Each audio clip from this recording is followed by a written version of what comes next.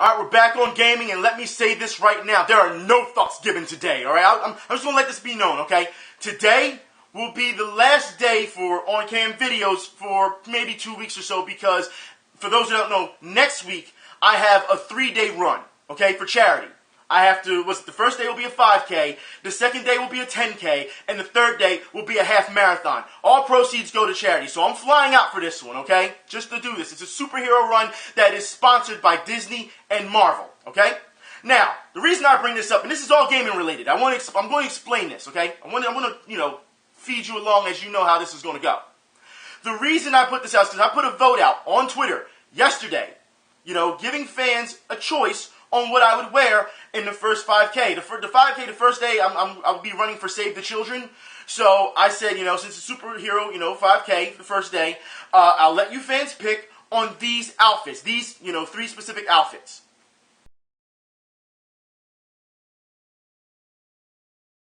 Now, as you can see, the timestamp yesterday, I said the bottom left, it said I posted it at 12:27, right? Now, those are the 3 outfits. The winner of those 3 outfits, for the top one, was the Flash. So, I'll wear the Flash in the 5K. If Marvel or Disney has a problem, which I tweeted, with that because it's a DC character and it's their sponsored event, I will take the red and blue Spider-Man outfit, as a secondary, as a backup, so there's no problems, right? Okay, so everything's fine. And then at 12:39, that's right, so as you can see, not much of a gap. At 12:39, this was tweeted.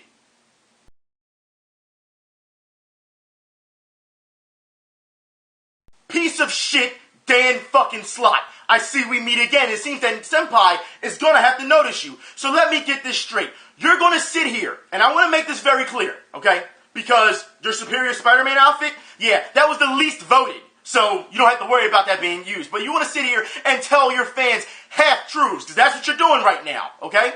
You're sitting here saying that I bagged on superior Spider-Man for years. I haven't even talked about the fucking thing in years. After those videos, that was it. I haven't said shit about Superior Spider-Man. Why would I? I don't care. But you're going to sit here and try and lie to your fans and say, I've been bagging on it for years, and then I go and run the fans saying, should I buy this shirt? You do realize, people, I want to make this very fucking clear, okay? This man just exploited a charity, alright? A charity, because he wants to fish for compliments. That's the type of piece of shit he is. You know what, Dan Slott? There is a special place in hell for you. Now, the last time we talked, all right, and I'm saying the last time, I'm not talking about the videos, the last time we talked, remember when you messaged me on Twitter about 12:30 in the morning, 1 o'clock when I was out partying, and you're like, I can't sleep, and I need to talk to you, and I want to apologize, and what did I say to you? Let it go. It has been years, and you're still on this. You're going to sit here and tell me that you're still so fucking sensitive over what my opinion on a fucking comic book that you're going to sit here and do some shit like that. Seriously? How old are you again? You are a grown-ass man, and I will put it like this, okay? There is no excuse for this. I don't want to hear his dumb fucking fans, because I'll put it like this. If they go on my Twitter feed, they're going to see it. They're going to see that I said, this is all for charity. This run is for charity. You're going to sit there and do that? You're only going to tell them half the fucking truth? All they got to do is go and see it. But the fact is, I know there's going to be still some idiot fans that are blind and say, oh, you want to see, you're getting mad over Dan Slott. And I'm going to say this right now, because I've done this with other fucking stalkers. This is, like I said, this has been going on for years with him now, obviously. Obviously, it's an unhealthy obsession. It is. I haven't thought about this man, but yet he's still thinking about me. Or you're still keywording, aren't you? Is that what it is? Because I'll put it like this. You've got to be kidding me that for a man your age, you are still stalking people online. This is not the first time you've done it. People, we've seen this in video before. We've seen forums. We've seen other people write articles about this man because of how he acts online. The reason I bring this up, because it is harassment, the reason I bring this up is because Dan Slott is anti-Gamergate. That's right. And he comes out and says that harassment, this harassment, it should be stopped. Yet you do it yourself. The fact is, Dan Slott, I'm going to pull your card on this one. It is time, since it is so fucking serious for you to do something like this, to knock down somebody doing something for fucking charity. Let me ask you something real quick, Dan Slott. Let me ask you something. Can you do what I'm getting ready to attempt to do? Can you run a 5K one day, then the next day run a 10K, then the next day run a half marathon? Can you do that? And all for charity, all for nothing? Because if you can't do that, I advise you shut the fuck up. But the fact is, you sat here and you did this. And like I said, there's going to be a lot of fans who are going to be okay with you doing, oh, he's just trolling. No, it's time to pull this fucking card. It is time, since it is so fucking serious, since you have this unhealthy obsession with me, it is time that we meet face to face. And I'm saying this as one person in reality to another person, not hiding in your little fucking safe space or your hug box on Twitter where all your fans are, not a convention where you have fucking security. No, it is time that we meet face to face and that you voice your transgressions, because I am sick of this bullshit. It's come to that. The fact is, you should be ashamed of yourself. I told you this before, didn't I? How you shame yourself when you act like this, when you're supposed to be writing for superheroes that are supposed to inspire children. I told you this before. And yet, you haven't learned shit from it, have you? And then you gotta look at Marvel. Because you have to think to yourselves, why is Marvel keeping this guy employed? Because are you telling us, Marvel, that his spectacular writing overrides the harassment that he does and the way he acts online? Because that's a bad look. Because he represents you since he's contracted with you when he writes certain things, right? Okay then. And the fact that I'm going to this sponsored event from Marvel and Disney, you know what? Maybe if there's a rep there or someone really important there, I'll speak to them about this. Because at this point, it's ridiculous. You are an old grown-ass man, and you fucking know better. This is the same guy who said he's got like Spider-Man everything in one room, right? He's got like Spider-Man bed sheets and Spider-Man pajamas. It's time for you to wake up. Seriously, it is disgusting that you would even pull something like that to fish for. What kind of that goes to tell you the type of person he is and the type of company he keeps. That is disgusting. To sit and exploit a fucking charity. Unreal. Just so you can get what? Some retweets? Some likes? You made it seem like I was... you made it seem like I bought the fucking book. That's what you made it seem like. All of a sudden, I'm a fan. Get the fuck out of here. I don't care about that. Not at all. And like I said, the fans, your outfit that you want to gush over, because you act like you designed the outfit yourself, okay? Guess what? It came in third. That means dead last. The Flash came in first. Red and Blue Spider-Man came in second. The fact that you're still trying to do is, like I said, Senpai was going to have to notice this fucking loser today due to the fact that I could not fucking stand people who act this way. But of course you're going to do it on the internet so you can act like a dick, right? But you'd never do it face to fucking face. Never. And I know you wouldn't. And everyone knows that too. Like I said, there's enough articles to show just how much of a man-child you're being over this. Not just over this. Like I said, this is like a couple years stretch, and you're still this way. But when people have any type of criticism towards your work, this is how you act. And like I said, if you're anti-Gamergate, and you want to sit here and say that you want to get rid of harassment online, you are now a fucking hypocrite. You've been a hypocrite, but you're really a hypocrite now. Speaking of online harassment, I say he's such a piece of shit. Dan Slott, seriously. And I know you like the keyword and everything and look up your own name. I'm going to make sure that I put your name in the header so that you fucking see it. That's simple. But let's move on, since we're talking about harassment. South by Southwest reinstates online harassment panels for a later date. Now, last week I said they shouldn't have, removed them in general. They shouldn't have. Both sides should have had their chance to speak in the interest of fairness. I said that. And now they're reinstating it for a later date, which, the same usual suspects, they're already complaining about this. Because Gamergate is getting a chance to speak as well.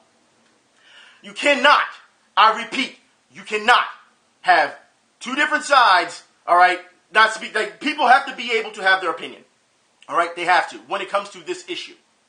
And as far as I'm concerned, as long as it's done in a cordial manner, it's fine.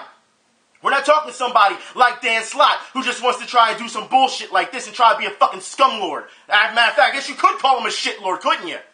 But as long as people are cordial and they have their panels and they talk about these type of things, it's fine as far as I'm concerned. Of course, everyone's going to have a difference of opinion. You may disagree with it. Sometimes people even lie on panels. We know this. Sometimes people act childish on panels and start making fun of others. Do they not when it comes to panels? And that's childish. But if these people want to be professionals, then it's time that you start acting professional. And that's all across the board. It's like I said, you have to walk the walk. And that's exactly what I've done the entire time. Every time I say I'm doing something for charity, do I not go and do it? I'm the one going out there and doing it. You got other guys like Slott sitting around and doing nothing. But yet, you're going to judge me because I put out an open vote. Unfucking real. But like I said, there's always going to be those idiots that are blind and say, I'm going to defend Slott to the end. Or anyone like Slott. Like I said, there's a special place in hell reserved for you. There is. It is disgusting. But speaking of more disgusting, as we know, Anita Sarkeesian, as we know, she has her own Twitch channel now. And here's the disgusting part about that. One of her mods that she hired, as we have found out, is a convicted pedophile. That's right.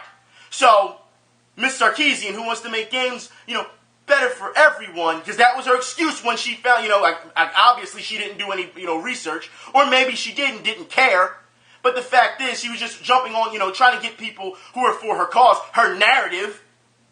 But the fact is, you found out that you have a convicted pedophile moderating your chat. That, if you ask me, that is an outrage for the community. And when people are speaking on it, what happened? They were banned. They were blocked. And then all of a sudden, we're supposed to just act and just ignore it and act like it didn't happen? That's disgusting. And the fact is, there's been a huge turnaround when it comes to Anita Sarkeesian and her rhetoric. Because for those who don't know, people have done the searches now, and we're seeing that half her fan base isn't even there anymore. So, let's look at how it was last year for Sarkeesian. So about a year ago, 87% of her fans, her followers, were real. So, let's take a look at now. Only 45% of your followers are real. That's a hell of a drop-off. But after the things that you have said, the stunts that you have pulled, I can understand why people are walking away from you. Let's be honest. This is the same Anita Sarkeesian who said she supports segregation, but equality.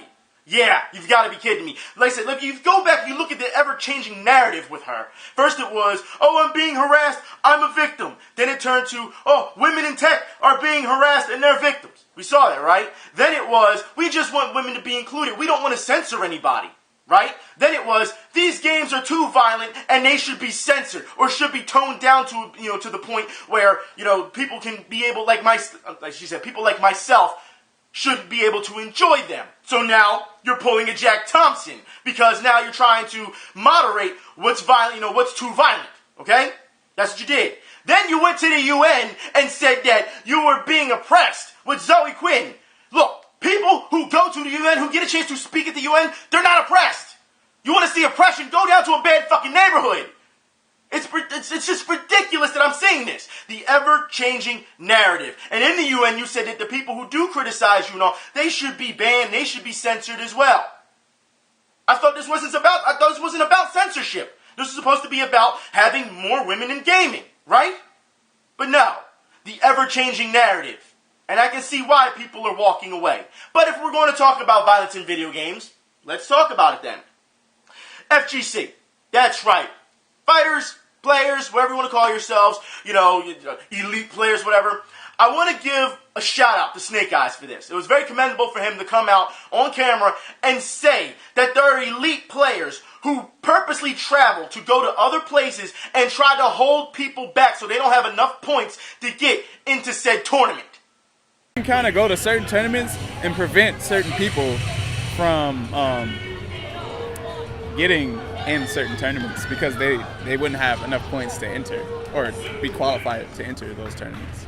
Right. And so that's kind of gatekeeping a little bit, So a lot of players actually do that. Wait! This is brilliant. Yeah. So oh my good god! Oh my good god! There's like a light bulb just went off my head. So what you're saying is like players will sometimes travel to tournaments in order to keep another player out of like the top 32. Yes, and that's exactly what's kind of happening here. It's interesting to me, like the tactics that go on like beyond like people, what we definitely see. Do that. That's cool. I mean, that's interesting for sure. To be honest, I don't find that one bit interesting. Not at all. Gatekeeping, yes. I find that it stifles competition, which the FGC thrives off of competition. This is why people always say, you always see when like someone new actually makes it through, and they're like, oh, that guy must have just got lucky, or that top tier player just had a bad day. You can never give the unknown guy credit, and now we're seeing why. Gatekeeping to solidify your spot. Like I said, this is not what the FGC has been about. Not at all. It's actually pretty pathetic that this is going on. But I do want to commend Snake Eyes for actually coming out and saying this. And I know a lot of people say, well, this is nothing new. It's not about if it's new or not, all right? It's about it needs to be fixed. Because guys going, specifically, purposely going to said tournaments to keep other people out to stifle competition, you don't find that a problem? In real fighting, when you have tournament brackets and things of that nature, other people just don't show up just to be like, I'm going to stop this guy from competing. No. You take on the strongest that comes your way. That's what it's supposed to be about, right? And if you lose, you learn from it and you get better. But no, now we've got gatekeeping. And the fact that he's saying, hey, there's a number of, high-tier guys, the top-tier guys who do this. I'll put the link in the info bar that has the full interview so that you can see it as well, all right? Because a lot of it's more about Street Fighter V and characters, but there's definitely something that needs to be done about that. And the fact that it took him to come out and say something like that, and I'm going to back him on this, And the fact that, like I said, for years, if you look on Twitter, if you look on any type of social media, or people who do videos, other, fighting game players have talked about this, how, you need to, support other, even if no-name fighter gets into something, certain bracket, you should support that because it's new, it's fresh. You want to keep ever evolving. But yet gatekeeping to keep it at a specific level, no. That's pathetic. Anyways, I want to move on. Speaking of pathetic, and I want to say this right now, okay? EA may support Nintendo NX, saying that they're going to look into the option of supporting it. EA, I don't remember when they needed your fucking help. I don't remember that. Just say that you may support it, yeah, we may. As if you're throwing them a bone, like you're doing them a favor. It's pathetic, because I put it like this. Nintendo, you haven't supported really Nintendo in a long time, alright? But Nintendo still survived. They have. We will talk about that in a minute. But I want to talk about EA's delay in Mirror's Edge. That's right. It will be delayed until May. I still want to know, EA, because you haven't answered this question. How involved was Anita Sarkeesian in this project? Like I said, she didn't have to be on the development team. We want to know as a consultant. We want to know how much she was involved. Don't give me this shit, EA. And the fact that we found out that one of your bosses, is the main villain of all this. We've seen that. We've seen the picture-by-picture for that as well. But let's move on. EA. That's right. More bullshit. Actually, this goes to the gamers, actually. And their bullshit. Alright? EA is making more money off of DLC and microtransactions than actual full games. That's right. So for all of us that are saying, look, we just want a full game so we can play our game in full and not have to worry about ponying up for an extra $20, $40 of DLC, Season Pass, microtransaction, or whatever on top of paying for online. Gamers, you're falling for it. You understand that, right? You're making things worse for yourselves. You understand that? So if you wanted your full game, and the companies are seeing that they're making more money off of DLC and microtransactions, do you think they're going to give you your full game? No, they're not. Like I said, it starts with the consumer. And that's what they're going by. They said the companies don't have control of that. The consumer has control of that. Unless you're getting brainwashed by the advertising, and then say, I'm going to buy this stuff, you're fucking yourself. But of course, that's what it comes down to, right? Because we have a lot of gamers who say, I don't care about the community. I just want this. I need to have this. Ooh, shiny ball. That's what it is. Let's move on. More microtransaction news. Destiny microtransactions are ridiculously popular. That's right. After we just talked about this and how they were charging X amount of dollars for microtransactions if you got them all right, those emotes and carrying on, and what happened? It was half the cost of your full game. You still went and made it popular. You still went and made the shit pop. Okay. Let's move on. GTA 5 Halloween update is detailed, and it says that it's not coming to last-gen consoles. I don't think we're surprised at this point, even though we know that these companies said, we'll keep supporting last-gen until everyone's up to speed, but as we know, they're making a full push for this. And I know some gamers are saying, well, if you look at how much it takes to load, and, it doesn't have the graphical quality and the programming for it, dude, GTA 4, there was nothing wrong with it. They could have did it like that. I don't want to hear it. All right?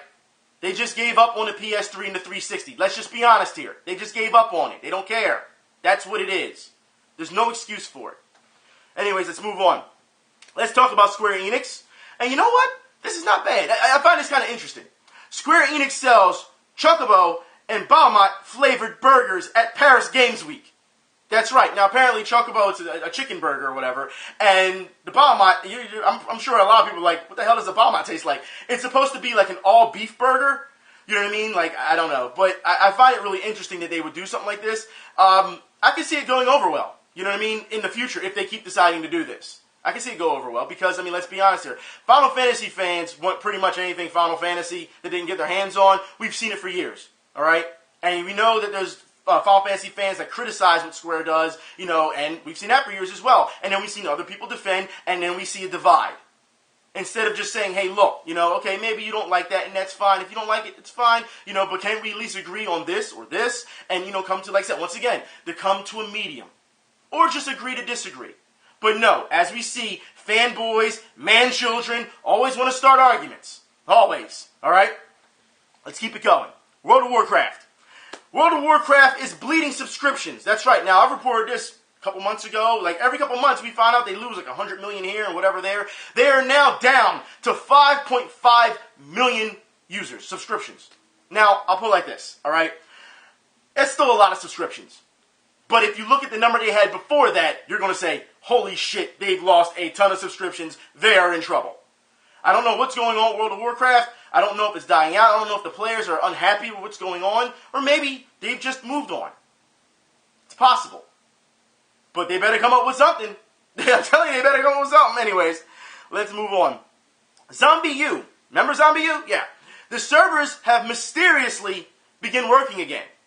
That's what people are saying over at Nintendo. You know, people reporting for Nintendo, they're working again. I will put it like this. Because, as we know, ZombiU has now gone to other platforms and is just called Zombie. Of course the servers will come back up for ZombiU. They're going to make sure that they bank off of that. That's exactly what it is. So you shouldn't be surprised. It's not anything mysterious. If you look at what's going on in the market, definitely they were going to bring that back. Why wouldn't they bank off of that? Anyways, speaking of servers, we need to talk about this. And this, I'm going to say, is, the fuck was you thinking? That's right. For those who don't know, no dedicated servers in Uncharted 4's multiplayer. No dedicated servers. Which brings me to what I just said not too long ago. You are paying X amount of dollars for the PlayStation Network. Are you not? Monthly.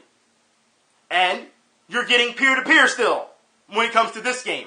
This is one of Sony's biggest AAA games, and as we know, the Uncharted series has been great. In my opinion, it has been great.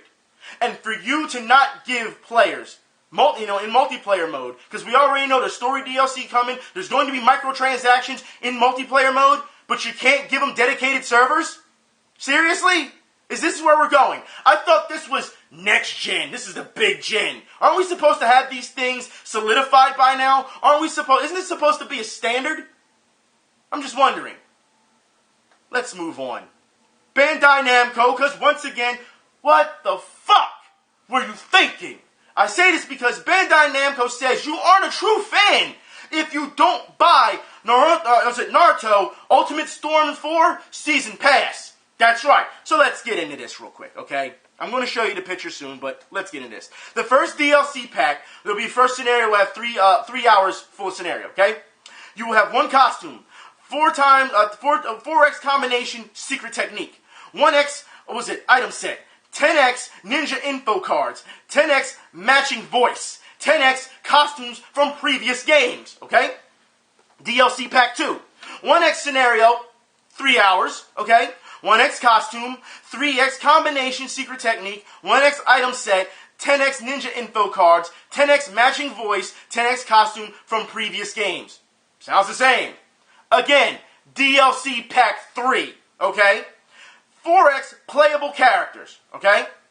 3x combination secret techniques, 1x item set, 10x ninja info cards, 10x matching voice, 10x costume from previous games. And it says at the bottom, to the true fans who will buy the season pass for the 3 DLC packs, Bandai Namco Entertainment will give away a free exclusive combination technique. Yeah, that's what they're giving you for you true fans. Let's see that in writing.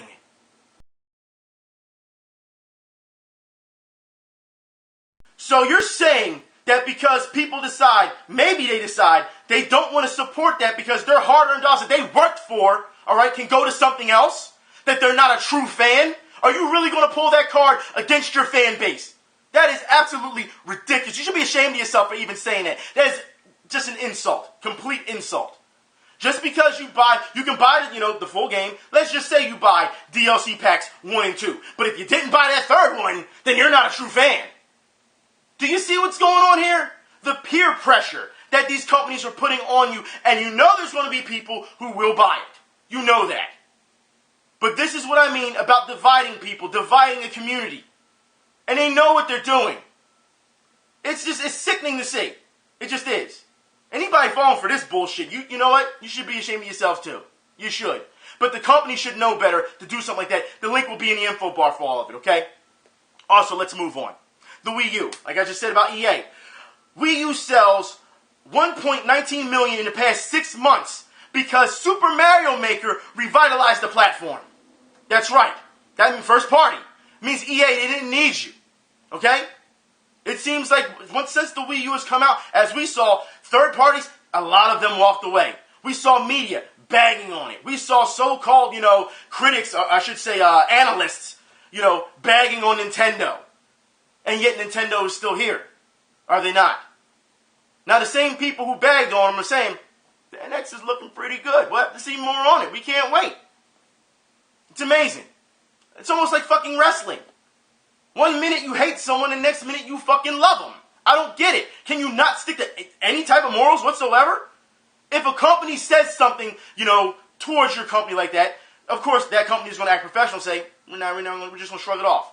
But as a fan, when you see this type of stuff, and you're like, what the fuck are you doing? You can't defend this company doing this. Like, this is just wrong. And then you're like, oh, well, I'm going to be a fanboy about it, defend them to the end, even though they don't even know your fucking name. That is disgusting. They played it up.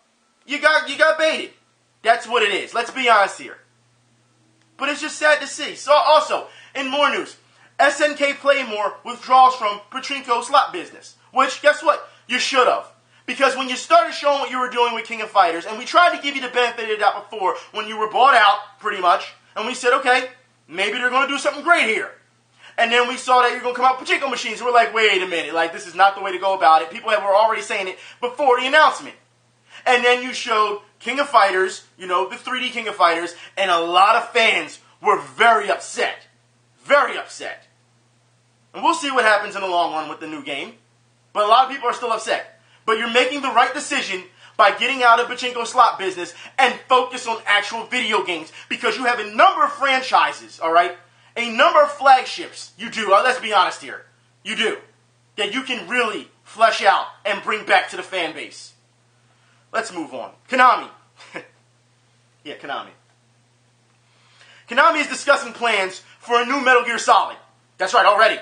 Konami's involvement, Kojima's involvement has not been addressed. Now, of course, I don't think that Kojima is going to, as we know the story with Kojima and Konami, I don't think he's going to, be involved in this. However, we have seen that Konami is kind of gushing at the fact that a lot of people went out and bought Metal Gear Solid 5. And they're like, yeah, we had a great look at our numbers. And you have to realize the reason they did that is because Kojima was still there. A lot of people said they were just buying this simply because this would probably be, more than likely, Kojima's last project with Metal Gear. We've seen Kojima say it's time to put an end to it. So for you to make more Metal Gear Solid, I don't think it's going to really matter what developer you go to. If it doesn't have, it's a Kojima production, I think a lot of Kojima fans, they're going to walk away. There may be some that'll still stick with it and say, Konami, maybe they'll do right. Maybe they will take it to the right developer. Maybe. But we don't know. And I don't think a lot of people, as we know, a lot of people, they don't like change so much when it comes to, someone as legendary as Kojima, who has spearheaded this the entire time. And mind you, he wanted to end this years ago when it came to Metal Gear. But he only kept doing it for the fans. It's the only reason he was doing it, because he wanted to quit a long time ago. And now that he's gone, I will be really interested to see what Konami tries and pull off with this new Metal Gear. We're going to see the reaction. I'm sure we are going to see a number of emotions from fans, whether they think this is going to be great, believe in Konami, or people are going to say, no way am I touching this, simply for what happened with Kojima and Konami, plus Silent Hill being canceled, things of that nature. We will see. Also, in the last bit of news, There's been an article about this is how an arcade survives in 2015. And you know what? We talked last week about an arcade that was struggling. And some of you, even on Twitter, put the word out that, hey, this, arcade needs help. And here's an article for an arcade that says, look, this is how you have to get it done if you want to survive. Especially in today's times where people pretty much sit at home on their consoles and play online. I cannot tell you, we've talked about this before, I cannot tell you, even at tournaments, at conventions, where I've played against people, or I've been just talking to people in general and I ask, is this your first time playing head-to-head with somebody in real life in a fighting game? And they're like, yeah, this is their first time. So they've been playing online for all these years, but this is their first interaction with sitting next to somebody next to each other face to face. I just think that when you see things like that, you're taking away what made our community great. You're taking away the camaraderie from it. You know what I mean? Learning about each other. It's not just about the games, but learning from each other while you're playing each other. Hey, so, what are you into? Things of that nature. Laughing and joking and carrying on. And before you know it, you found a friend. But it seems like the companies don't care about that anymore. You have to understand that you've created this monster. And you have no idea how to contain it when it comes to online. Like I said, we don't even have dedicated servers for Uncharted 4. But you want us to keep paying for your stuff, even though, as we know, PlayStation Network goes down. As we see, no matter if it's Xbox or PlayStation or whatever, it gets hacked down, it's shut down, and you're gone for a while. And then you see all these fans who pay for these services start freaking the fuck out. We see it all the time online. There's some games that you can only play online. We just saw what happened with WWE, was it 2K16? Where people couldn't even start up the single-player mode because it needed to check for the network, and the network was down. So what happened? They couldn't play their fucking game. Goes to show you there's problems here. But of course, if everyone's just okay with everything, and they just buy it out of a whim because you just see, like I said, ooh, shiny ball. And then you find out all the hard truths afterwards, do your research and understand what's going on. I swear, I'm done for the day, man. Seriously, I just find it really pathetic. And as you see, you've seen it from today. You've seen it from gamers. You've seen it from so-called social justice warriors that are against harassment. You've seen it towards companies. When does this shit stop? When does everyone stop and says, Mainfit, I need to sit and wait and take a good long look at myself. Because you know what? You should be doing that every day of your life. When you get up in the morning, look at the mirror, and say to yourself the person that you want to be. Be a leader, not a follower. You know what I mean? And like I said, if you're going to talk all this type of shit, then you have to walk the walk as well. And it's kind of pathetic that we're still seeing people like this, who act this way, this childish, online. And like I said, kids, I can understand kids doing it because they're kids. They don't know any better. They're just getting on there. They think it's just for entertainment. It's fun. Ha, ha, ha. I'm going to say this. I get that. But when you have adults who know better to do shit like this, and they still proceed to do it, it tells you the mentality they have. It's not just about, as you know, the internet shouldn't be taken seriously. It's not about that. Because as you know, the internet can be taken seriously, and with the right structure and for the right cause, you can make a difference. You can. We've seen it time and time again. I don't know how many gamers do stuff for charity? How many? Look how much money that people have raised. Look how many lives that have been saved because people have used the internet as a positive tool. And yet we still see these little goblins come out of the woodwork like Slott and try and pull this shit because of his ego. It's so fragile. Self-gratification. I swear, if this is the type of people that you praise online, then there's no point of online, as far as I'm concerned. Just get your information and move on if that's the case. Because people who act like this, like I said, as we know, they wouldn't act like that in real life, because they know there will be consequences. We know that. But to act like this, actively act like this online, consciously act like this online, it not only makes you a loser, all right, because that's one step below a loser. Seriously. It's inhumane. It is. I can call you a piece of shit, I can call you a parasite, I can call you inhumane. At the end of the day, this is what you do. You've been consumed by bullshit. That's your makeup. That's your, I don't want to say genetic makeup, because not anyone just is born acting this way. But the fact that you have that influence and you pull that shit and exploit a fucking charity, yeah, you need to be dealt with. You really do.